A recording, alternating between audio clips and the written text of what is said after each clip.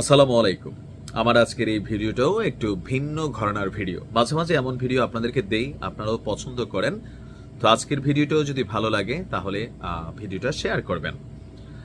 কিয়ামত নিয়ে আমাদের পবিত্র কুরআন এবং হাদিসে বা বিভিন্ন সময় ওয়াজ মাহফিলে আমরা নানান ধরনের বক্তব্য শুনি যে কিয়ামতের কিছু পূর্ব লক্ষণ। তো সেই পূর্ব লক্ষণ হিসাবে অনেক কিছুই এই মুহূর্তে ঘটছে, আর আমরা প্রতিনিয়ত দুর্বল চিত্তের মানুষ বা বিশ্বাসের কারণে আমরা কিয়ামত সম্পর্কে কনসেন্ট্রেশন দিচ্ছি যে কিয়ামতের আগে একটা বড় ধরনের আলামত আসবে। তো সেই আলামতটার মধ্যে একটা হচ্ছে ফোরাত নদী।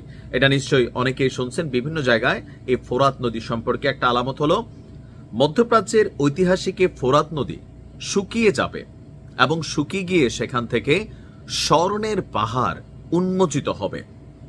আর এই যে একটা ভবিষ্যৎবাণী এত শত বছর আগের, আস্তে আস্তে ওই বাণীর দিকে সম্ভবত ধাবিত হচ্ছে এই ফোরাত নদীর পানি শুকানোর ঘটনা। কারণ ইতিমধ্যে নদীটির পানির স্তর ধাপে ধাপে হ্রাস পেতে যাচ্ছে।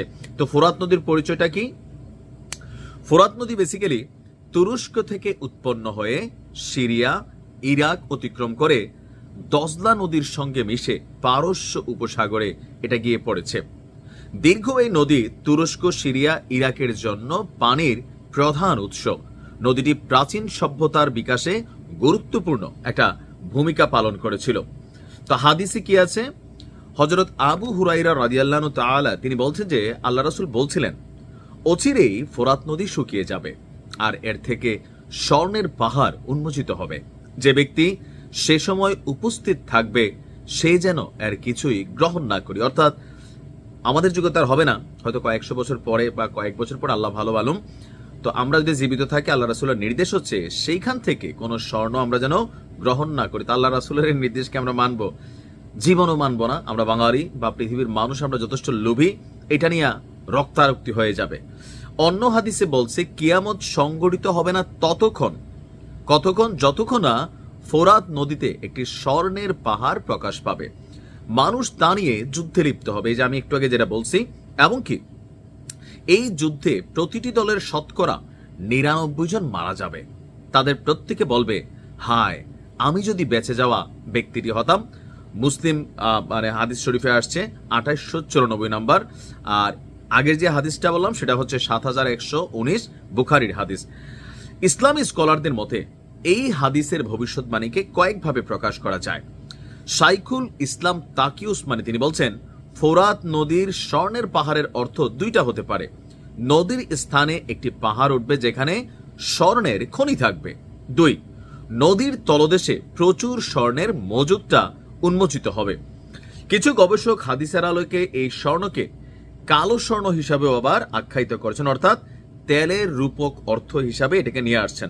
মুহাদ্দিসগণ আবার এটা নিয়ে সরাসরি স্বর্ণই বুঝাতে চাইছেন।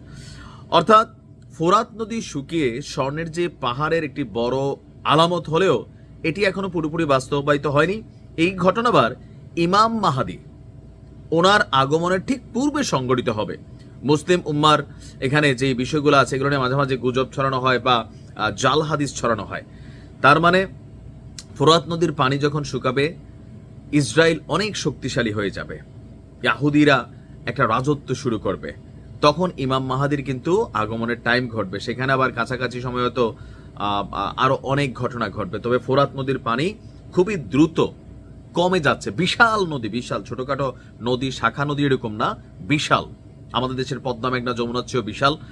এটা অনেক গভীরে বহা একটা নদী, হাজার বছর ধরে বয়ে চলছে। সো হয়তো আজকের দিনে এটা হুট করা হবে না, কিন্তু আস্তে আস্তে এটা হবে। হয়তো আমাদের নাতি পতি সতি লতি কতিরা হয়তো তখন দেখবে, আমাদের হাড্ডিও খুঁজে পাওয়া যাবে না তখন। আল্লাহ সবাইকে বোঝার তৌফিক দান করুক। আসসালামু আলাইকুম।